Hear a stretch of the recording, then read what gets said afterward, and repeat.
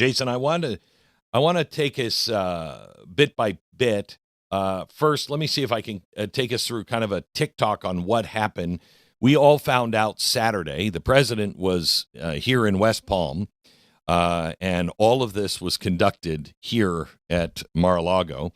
And he gave a speech early in the morning where he said, we have launched an attack. And we struck 500 plus targets across Iran, including missile sites and command centers. The supreme leader, the Ayatollah Khamenei, was killed in that air campaign. We didn't find out until later on Saturday. They didn't verify that, but he and 40 leaders in something that should tell you, man, there is no place to hide. We knew exactly where this guy was, the CIA did, and we gave the information to Israel and said, you want to go get that guy? Go get that guy. And they bombed precision, and it was remarkable what happened. The other thing that people are talking about is the primary school in southern Iran. It was hit in the attacks, and scores of children were killed. That just heightens, the crime. These are war crimes. Well, no, I mean, accidents do happen. There's nobody that is trying to avoid those things. I mean, look at the precision strikes we're making. Do you really think that we actually targeted a school? I mean, just think this through, gang. What would our motive be for that? To be the pariah of the world? I mean, even if we had evil in our hearts and we're like, yeah, and then we're going to kill all the children, you would never do that. You'd never do that openly, especially on the first day. And that's assuming you had evil in their hearts. Our military does not have evil in the heart. We are not targeting schools. This is war. And the way this is being fought is, for the very first time in my lifetime, we have a president, and you can disagree with all of this and the way he's fighting, but we have a president who knows how to carry a very big stick. He is, I have always believed, and I was explaining to Ricky today about the fuel air bomb.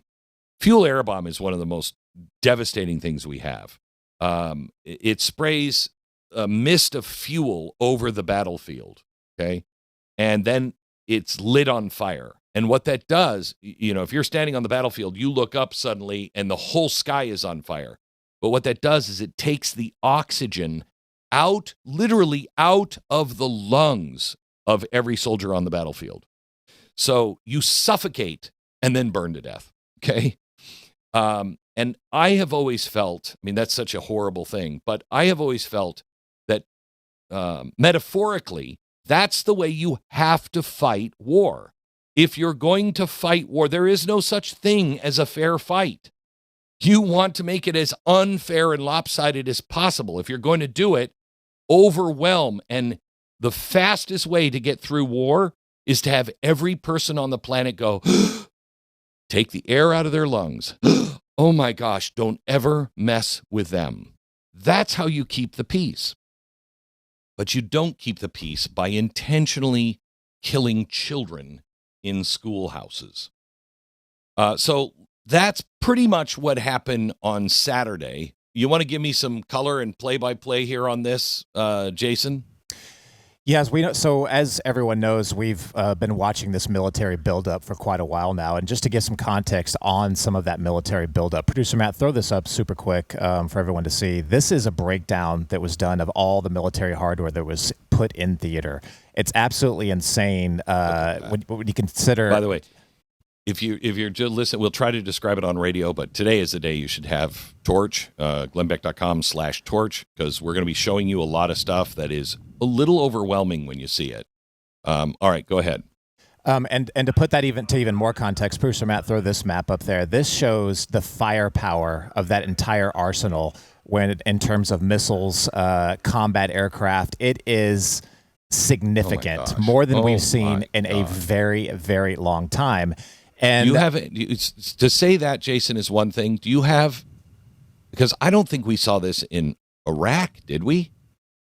We did for the invasion. It's very similar to, at least in terms of air power and naval power. What we're missing here is the ground combat element. I would not be surprised though if there is some kind of special forces element that are on the ground. We won't get confirmation of that, I'm sure, but that would not surprise me. May I say, when anybody says we won't have anybody on the ground, just hear this. I find that highly unlikely, because if there is nuclear material, we are going to have to get it out. You don't just leave that there.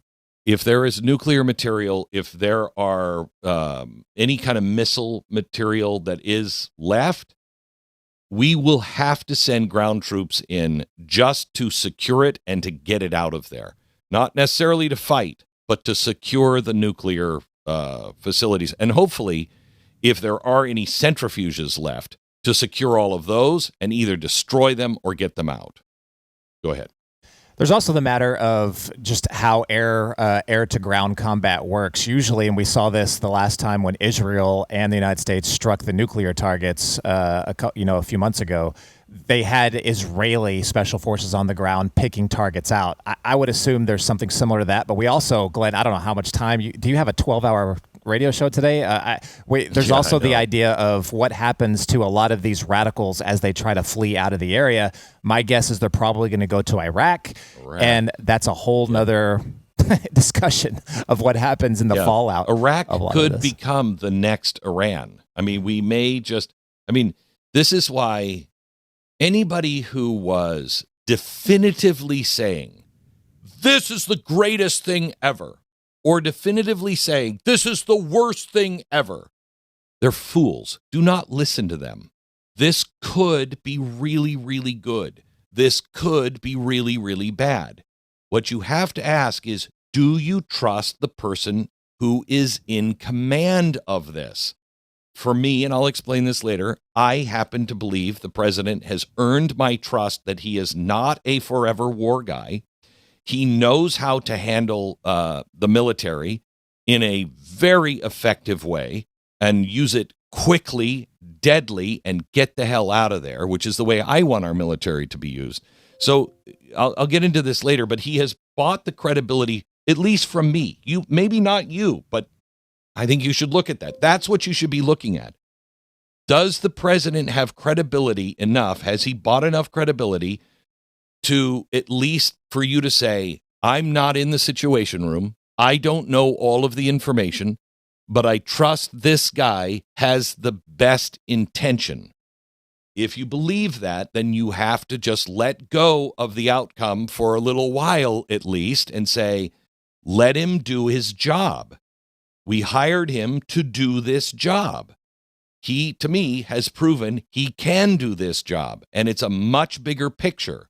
So relax, but also don't write a blank check of support, because things could go bad, and that would mean things have got to change. Remember, we went into Iraq and it was looking really good, and then it got horrible, and they never changed strategy, and it turned into that nightmare. So, this could turn into a nightmare, but it also could turn into something good. Look for the principles and then take it one day at a time. There's no reason to write a check to support or to be against anything other than right now. What am I feeling right now? How is this going? Without floating principles. Your principles have to be locked in, but your support does not have to be, or your being against does not have to be. That changes with the conditions on the ground, but your principles must never change. And I'll outline those here in a little while. But let's go back to Jason here. All right, Jason, pick it back up. Where do we go next? So I want to throw this map up to show where the assault started and where we're likely to go to next. Producer Matt, throw this map up really quick. So this was the initial attack. As you can see, it was the strike on the Supreme Leader's compound. Now, that was an operational dictate depending on, new information that happened at the time. I don't feel like they wanted to strike at the moment, but they found an opportunity that they really could not pass up. And that was a multitude of large officials, meeting at the Supreme Leader's house. So it started there, but as you can see, some of these other squares that were popping up, these are IRGC locations, command and control type areas within Tehran. Now, this area right here, this little oval is very, very familiar to people that military analysts have been watching this for a while. This is one of the most heavily guarded areas in the world, if it's not named Moscow or Beijing. These, and we can go into the actual military hardware and equipment later if you want, but all of these areas really should not, they were deemed unable to be hit by a lot of people in the world, and for good reason, because they were heavily fortified. But the attack started there. But I want to show you this map, and this is from the New York Times. This was where the entire operation expanded to. Targets all over Iran. And I want to show you, these are this is basically, I believe, twice the size of Texas, is it not? I mean, it's a massive landmass. Massive landmass, and it's a lot of areas that have hidden missile bunkers, places that the regime can use to counterattack, hit places like Israel, hit places like the Straits of Hormuz, our Navy. And on that point, I want to give this context because you will not hear this from the mainstream media. I want to show you, producer Matt, throw this back up really quick. This is the southern area where that school was reportedly hit. And I don't know the situation of everything surrounded there, whether it was a mistake, whether some of this was propaganda. I don't know. But look at the location of where that's at. That's kind of a strategic area if you want to know why that area is being targeted in multiple different spots. That's right at the Strait of Hormuz. Yeah, that's where you choke it off. That's where the military, our military, is sinking their Navy right now. Yesterday, Trump said they sunk 9 ships. They have dozens of ships, and you really have to sink them all. But that is exactly at the point where that is on the edge on the coast there. That is the place where you would lay mines. And I know we are going after their ships in that area, and we are also looking for the smaller boats that are laying mines. So there's a lot of activity most likely happening right there on both sides.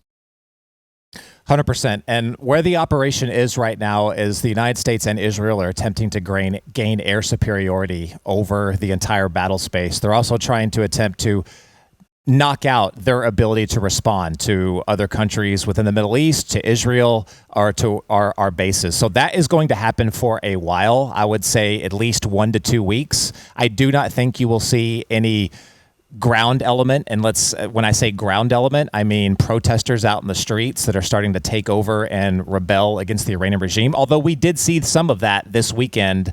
They preemptively came out and they were cheering for the death of the Supreme Leader. But I do not think you'll see them come out until that initial phase happens. So I'm saying at least maybe as soon as next week, maybe 2 weeks from now, that's when the air superiority portion will be complete, and that's when they'll move on to phase 2. And that's when they'll start seeing people come out. I will tell you, that's where the president said over the weekend, stay inside your houses. Yeah. It's very, very dangerous. Do not go outside. It's too dangerous right now. He has said, this is going to be up to you. And thank God, because we're not going to nation build. I will go against this thing so fast if we start nation building. We don't nation build. That's for them to do. You can give people the opportunity to open the door of freedom, but you can't force them to walk through it. It's up to them to do it. And that will be coming, I think, in the next few days. Also, I want to talk to Jason about what does this mean with Russia and China as far as their defense systems failed again. Thank you for thinking for yourself and being part of a movement, because that's really what all of this is. If you want the full story, you want to go deeper, go to blazetv.com/Glenn. Go there right now, sign up, no interruptions, just the truth, uncensored and unfiltered. Don't just watch, take a stand. And I'll see you over there in a minute.